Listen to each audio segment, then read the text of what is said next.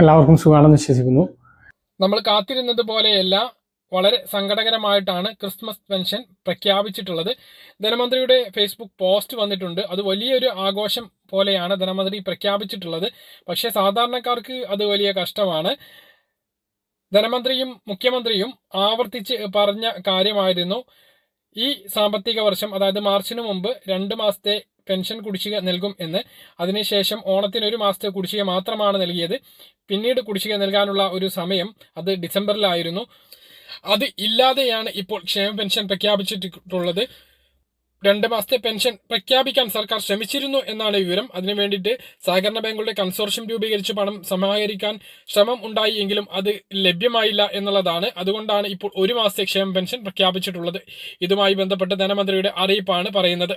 Christmas പ്രമാണിച്ച് സാമൂഹ്യ സുരക്ഷ ക്ഷേമനിധി പെൻഷൻ ഗുണഭോക്താക്കൾക്ക് 1 ഗഡു പെൻഷൻ അനുവദിച്ചു. 62 ലക്ഷം പെൻഷൻ ഗുണഭോക്താക്കൾക്ക് 1600 രൂപ വീതമാണ് ലഭിക്കുക.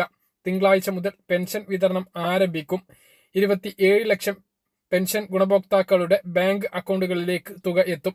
മറ്റുള്ള ആളുകൾക്ക് സഹകരണ ബാങ്കുകൾ വഴി വീട്ടിൽ പെൻഷൻ കൈമാറും. കഴിഞ്ഞ മാർച്ച് മുതൽ പ്രതിമാസം പെൻഷൻ വിതരണം ഉറപ്പാക്കിയിട്ടുണ്ട്.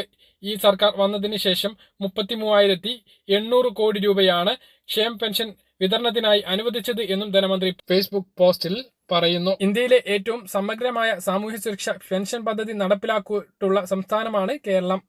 ഇതിനാവശ്യമായ പണത്തിന്റെ 98% സംസ്ഥാനം കണ്ടെത്തുന്നു. 2% മാത്രമാണ് കേന്ദ്രവിഹിതം.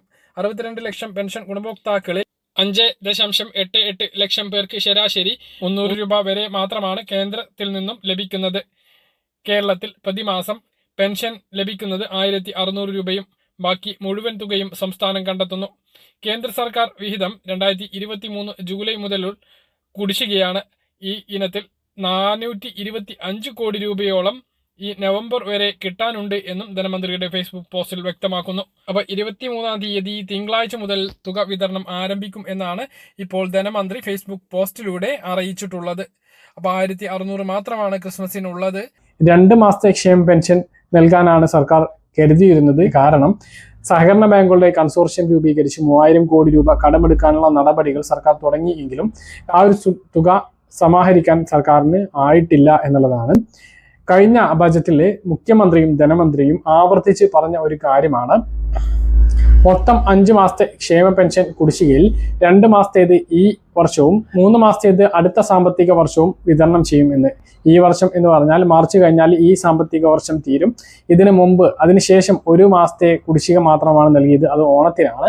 അതിനുശേഷമുള്ള കുടിശ്ശിക ക്രിസ്മസിന് നൽകും എന്നായിരുന്നു പ്രതീക്ഷിച്ചിരുന്നത്. പക്ഷേ ഇപ്പോൾ 1 മാസത്തെ പെൻഷൻ 1600 ക്രിസ്മസിന് ഒതുങ്ങിയേക്കാം. കഴിഞ്ഞ ബജറ്റിൽ സർക്കാർ നൽകിയിട്ടുള്ള വാഗ്ദാനം നടപ്പിലാകാതെ പോകും. കുടിശ്ശിക 2 മാസത്തേത് തീർക്കും എന്ന് പറഞ്ഞത് ഈ 1 മാസത്തിൽ ഒതുങ്ങിപ്പോകും. അപ്പോഴും പിന്നീടും നമുക്ക് വീണ്ടും 4 മാസത്തെ കുടിശ്ശിക അവിടെ നിലനിൽക്കും എന്നുള്ളതാണ്.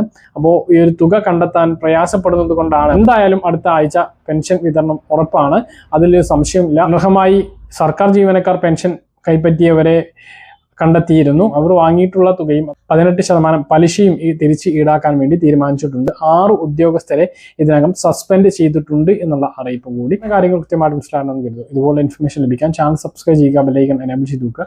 മറ്റൊരു വീഡിയോയുമായി നമുക്ക് വീണ്ടും കാണാം. ദൂരേക്കും ബൈ.